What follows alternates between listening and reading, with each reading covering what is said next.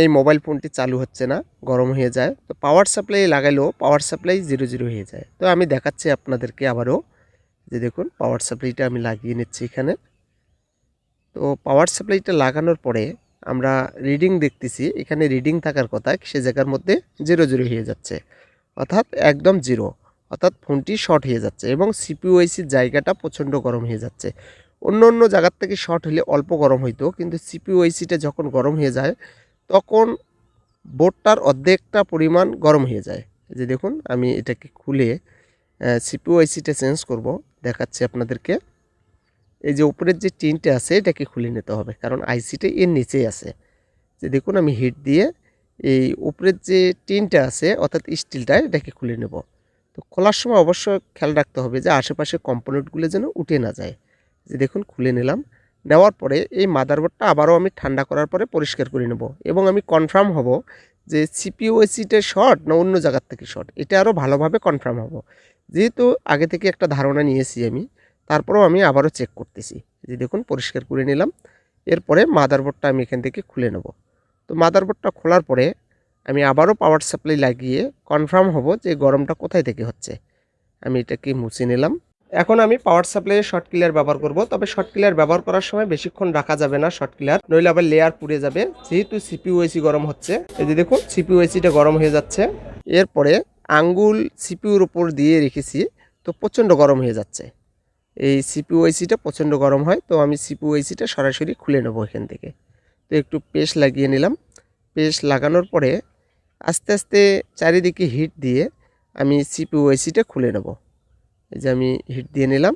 এরপরে সিপিইউ আইসিটা আমি সুন্দরভাবে খুলে নেব। এই যে আমি খুলে নিলাম সিপিইউ আইসিটা। এরপরে মাদারবোর্ডটা ভালোভাবে পরিষ্কার করে নিতে হবে। যে দেখুন আমি চারিদিকটা মাদারবোর্ডটা ঘুরিয়ে ঘুরিয়ে এবং ভালোভাবে পরিষ্কার করে নিচ্ছি, ক্লিন করে নিচ্ছি। ক্লিন করে নিলে ভালোভাবে ক্লিন করলে হবে কি আইসিটা সুন্দরভাবে বসবে, এক চান্সেই লেগে যাবে। এবং কোনো সাইড যদি উঁচু হয়ে থাকে বলগুলো, তাহলে আইসি বসানোর সময় আইসিটা একদিকে দৌড় মারবে। এই যে দেখুন আমি বোর্ডটা পরিষ্কার করে নিলাম। এরপরে অন্য একটা বোর্ড থেকে আমি সেম একটা 6531 ইর যে আইসি একটা আমি খুলে পরিষ্কার করে এইটাকে আমি রিবোলিং করে নেব। এই যে দেখুন আমি অন্য একটা বোর্ড থেকে এই আইসিটা খুলে নিয়েছি, কারণ এই আইসিটা ভালো আছে। তো তারপরে এটাকে আমি রিবোলিং করব। যে দেখুন এর উপর দিয়ে আমি একটু পেস্ট লাগিয়ে নেব।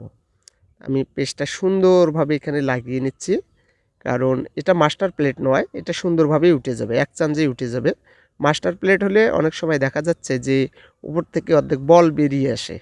এই যে দেখুন এটা হয়ে গেল পেস্ট লাগানো। এরপরে আমি এর উপর দিয়ে হিট দেব। তো অতিরিক্ত যে পেস্টটা আছে এটাকে তুলে নিলাম। এই যে নিলাম, আমি নিয়ে সুন্দরভাবে এখন এখানে টুইজার দিয়ে হালকাভাবে ধরতে হবে, বেশি ডাবে ধরা যাবে না, আস্তে মানে যতটুকু হালকা ধরা যায় আর কি।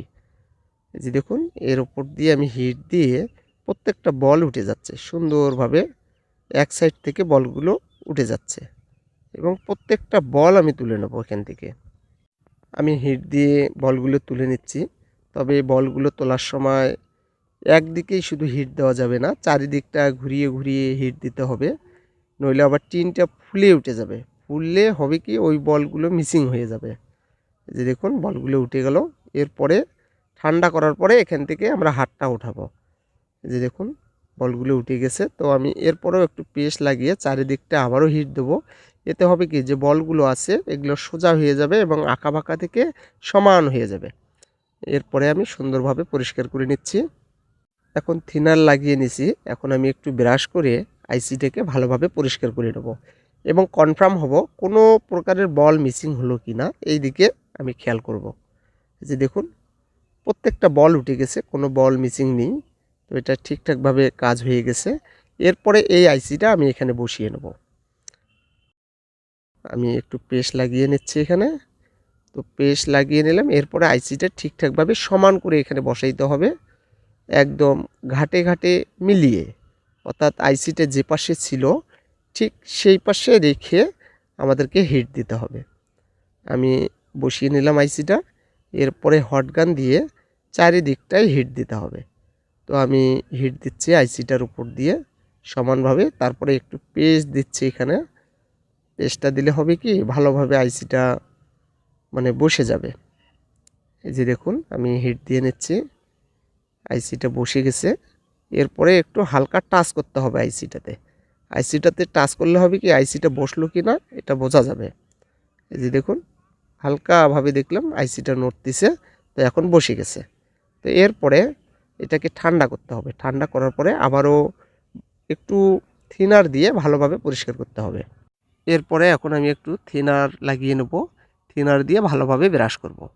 তো যেহেতু এই আইসিটা লাগালাম, এই আইসিটাতে চালু হবে, তবে চালু হলেও কিন্তু সাদা আসবে, হয়তো বা গ্রাফিক আসবে না, নয়তো বা আপনার দেখবেন যে ডিসপ্লে আসবে না, কারণ এটা অন্য ফোন থেকে আমি আইসিটা খুলে লাগালাম। তো বিষয় হলো এটার মধ্যে আবারও সফটওয়্যার দেওয়ার লাগবে, অর্থাৎ ফাইল দেওয়ার লাগবে, তারপরে পুরোপুরি সেটটা একদম রান হয়ে যাবে, অর্থাৎ কথা বলার জন্য প্রযোজ্য হয়ে যাবে। তো আমি ডিসপ্লেটা লাগিয়ে নিলাম, এরপরে আমাকে ফাইল দিতে হবে এটাকে।